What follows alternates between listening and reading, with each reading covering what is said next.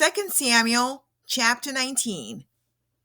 Then it was told Joab, Behold, the king is weeping and mourns for Absalom. The victory that day turned to mourning for all the people. For the people heard it said that day, The king is grieved for his son.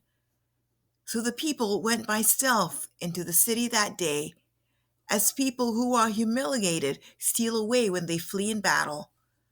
The king covered his face and cried out with a loud voice, Oh, my son Absalom! Oh, Absalom! My son! My son! Then Joab came into the house of the king and said, Today you have covered with shame the faces of all your servants, who today save your life and the lives of your sons and daughters, the lives of your wives and the lives of your concubines, by loving those who hate you and by hating those who love you. For you have shown today that princes and servants are nothing to you. For I know this day that if Absalom were alive, and all of us were dead today, then you would be pleased.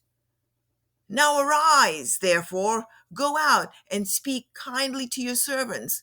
For I swear by the Lord, if you do not go out, surely not a man will pass the night with you. And this will be worse for you than all the evil that has come upon you from your youth until now. So the king arose and sat in the gate. When they told all the people, saying, Behold, the king is sitting in the gate, then all the people came before the king. Now Israel had fled, each to his tent. All the people were quarreling throughout all the tribes of Israel, saying, The king delivered us from the hand of our enemies and saved us from the hand of the Philistines. But now he has fled out of the land from Absalom. However, Absalom, whom we anointed over us, has died in battle. Now then, why are you silent about bringing the king back? Then King David sent to Zadok and Abiathar the priests, saying, Speak to the elders of Judah, saying, Why are you the last to bring back the king to his house? Since the word of all Israel has come to the king, even to his house, You are my brothers, you are my bone and my flesh. Why then should you be the last to bring back the king? Say to Amasa, Are you not my bone and my flesh?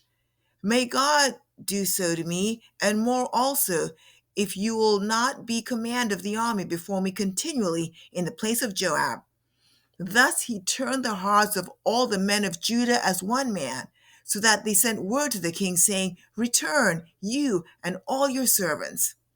The king then returned and came as far as the Jordan. And Judah came to Gilgal in order to go to meet the king, to bring the king across the Jordan. Then Shimei, the son of Gera the Benjamite, who was from Bahurim, hurried and came down with the men of Judah to meet King David. There were 1,000 men of Benjamin with him, with Ziba, the servant of the house of Saul, and his 15 sons and 20 servants with him. And they rushed to the Jordan before the king. They kept crossing the ford to bring over the king's household, and to do what was good in his sight.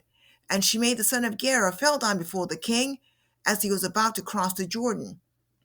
So he said to the king, Let not my lord consider me guilty, nor remember what your servant did wrong on the day when my lord the king came out from Jerusalem, so that the king would take it to heart. For your servant knows that I have sinned. Therefore, behold, I have come today, the first of all the house of Joseph, to go down to meet my lord the king.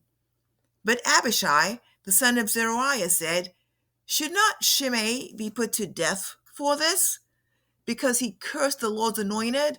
Then David said, What have I to do with you, O sons of Zeruiah, that you should this day be an adversary to me? Should any man be put to death in Israel today?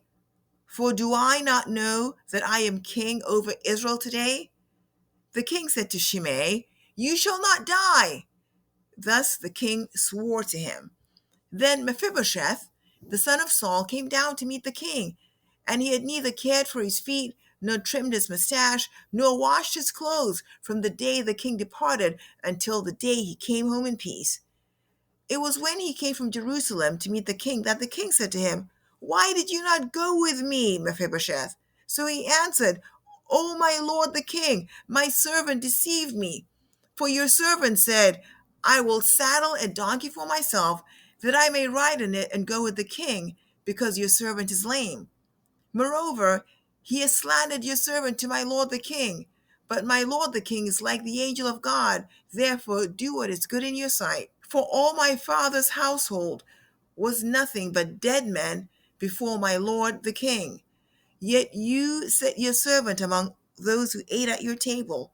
What right do I have yet that I should complain any more to the king?"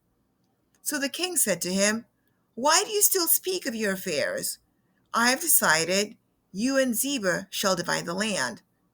Mephibosheth said to the king, "Let him take it all, since my lord the king has come safely to his own house." Now Barzillai the Gileadite had come down from Rogelim, and he went on to the Jordan with the king to escort him over the Jordan. Now Barzillai was very old, being 80 years old, and he had sustained the king while he stayed at Mahanaim, for he was a very great man. The king said to Barzillai, "You cross over with me, and I will sustain you in Jerusalem with me." But Barzillai said to the king, "How long have I yet to live, that I should go up with the king to Jerusalem? I am now 80 years old. Can I distinguish between good and bad? Or can your servant taste what I eat or drink? Or can I hear any more the voice of singing men and women? Why then should your servant be an added burden to my lord the king? Your servant would merely cross over the Jordan with the king. Why should the king compensate me with this reward? Please let your servant return, that I may die in my own city, near the grave of my father and my mother. However, here is your servant Chimham. Let him cross over with my lord the king, and do for him what is good in your sight." The king answered, "Chimham shall cross over with me, and I will do for him what is good in your sight, and whatever you require of me, I will do for you."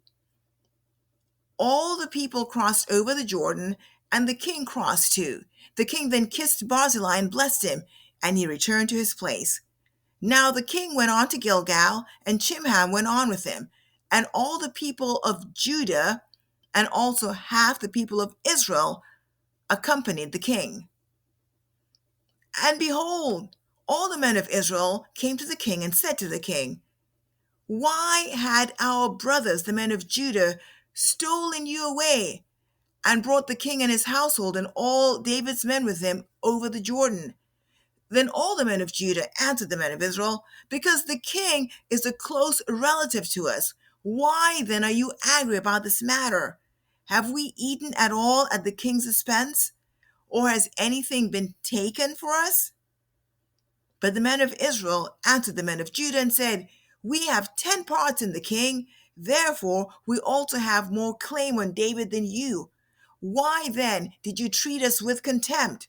Was it not our advice first to bring back our king?" Yet the words of the men of Judah were harsher than the words of the men of Israel. 2 Samuel chapter 20. Now a worthless fellow happened to be there whose name was Sheba, the son of Bichri, a Benjamite, and he blew the trumpet and said, "We have no portion in David, nor do we have inheritance in the son of Jesse. Every man to his tents, O Israel." So all the men of Israel withdrew from following David and followed Sheba, the son of Bichri. But the men of Judah remained steadfast to their king, from the Jordan even to Jerusalem.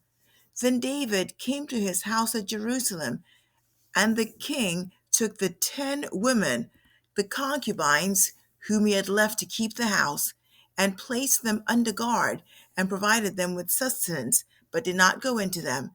So they were shut up until the day of their death, living as widows.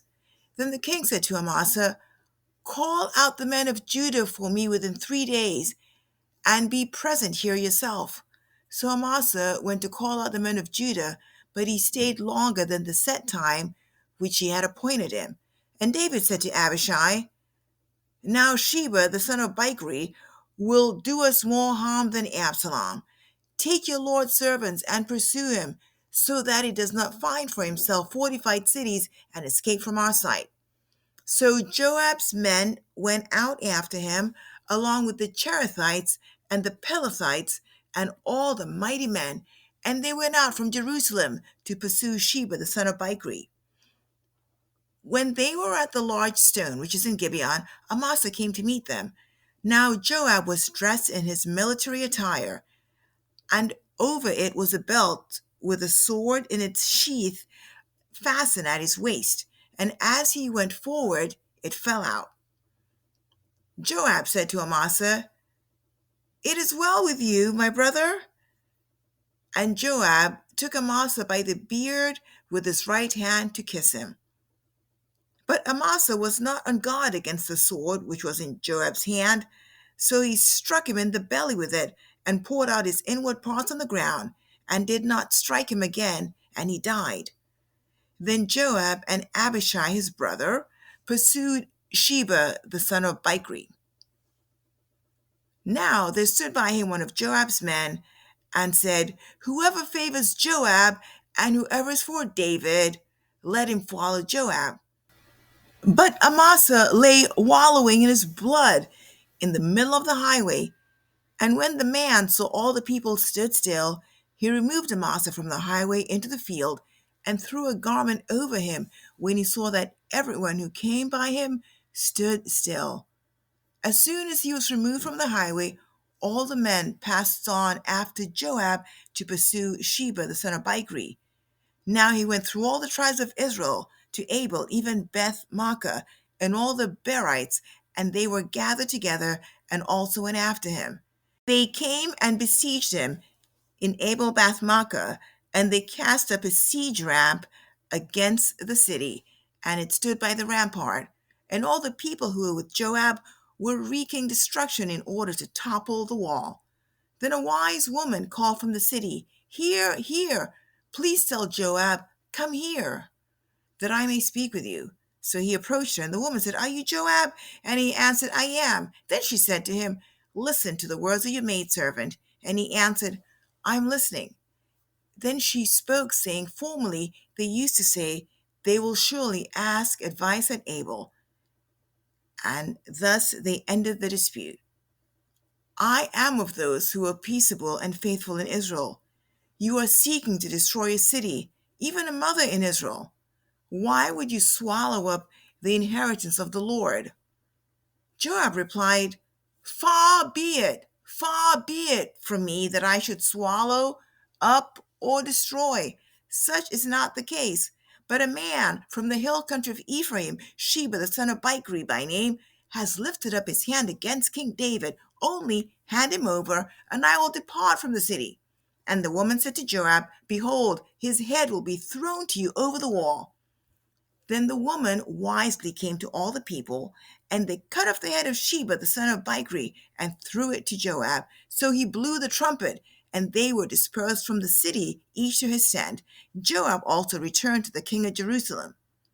Now Joab was over the whole army of Israel, and Benaiah the son of Jehoiada was over the Cherethites and the Pelethites, and Adoram was over the forced labor, and Jehoshaphat the son of Ahilud was the recorder, and Sheva was scribe, and Zadok and Abiathar were priests, and Ira the Jairite was also priest to David. 2 Samuel chapter 21. Now there was famine in the days of David for 3 years, year after year. And David sought the presence of the Lord. And the Lord said, It is for Saul and his bloody house, because he put the Gibeonites to death. So the king called the Gibeonites and spoke to them. Now the Gibeonites were not of the sons of Israel, but of the remnant of the Amorites. And the sons of Israel made a covenant with them, but Saul sought to kill them in his zeal for the sons of Israel and Judah. Thus David said to the Gibeonites, "What should I do for you? And how can I make atonement that you may bless the inheritance of the Lord?" Then the Gibeonites said to him, "We have no concern of silver or gold with Saul or his house, nor is it for us to put any man to death in Israel." And he said, "I will do for you whatever you say." So they said to the king, "The man who consumed us and who planned to exterminate us from remaining within any border of Israel, let 7 men from his sons be given to us, and we will hang them before the Lord in Gibeah of Saul, the chosen of the Lord." And the king said, "I will give them." But the king spared Mephibosheth, the son of Jonathan, the son of Saul, because of the oath of the Lord which was between them, between David and Saul's son Jonathan. So the king took the 2 sons of Rizpah, the daughter of Aiah, Armoni, and Mephibosheth, whom she had borne to Saul, and the 5 sons of Merab, the daughter of Saul, whom she had borne to Adriel, the son of Barzillai, the Meholathite. Then he gave them into the hands of the Gibeonites, and they hanged them in the mountain before the Lord, so that the 7 of them fell together, and they were put to death in the first days of harvest, at the beginning of barley harvest.